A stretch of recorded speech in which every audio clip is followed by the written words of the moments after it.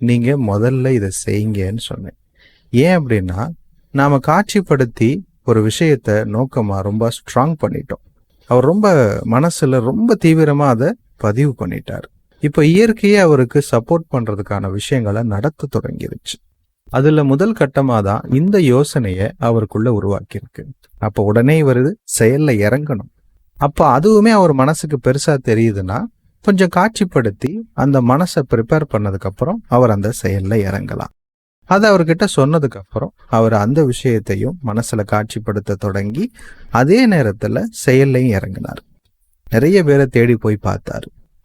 இதெல்லாம் ரொம்ப ஈஸியா நடக்கும் அப்படிங்கிற அந்த கான்ஃபிடென்ட் இருக்கு இல்லையா, அது உள்ள இருந்து வெளிப்படும் போது எதிர்க்க இருக்கிறவங்களால அதை நல்லா உணர முடியும்.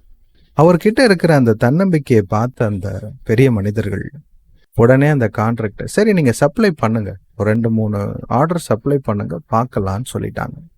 இது கொஞ்சம் கொஞ்சமா நிகழ்ந்து ஒரு 8-9 மாசம் கழிச்சு அவர் 5 லட்ச ரூபா தீர்மானிச்சிருந்தார் இல்லையா, கிட்டத்தட்ட 3.5-4 லட்சம் ரூபா வரைக்கும் அவருடைய வருமானம் அதிகரிச்சிருச்சு. இந்த ஷார்ட்ஸோடைய முழு வீடியோவை பார்க்கணும்னா ஹேண்டலுக்கு கீழே இருக்கிற பட்டனை கிளிக் பண்ணி பாருங்க. நன்றி.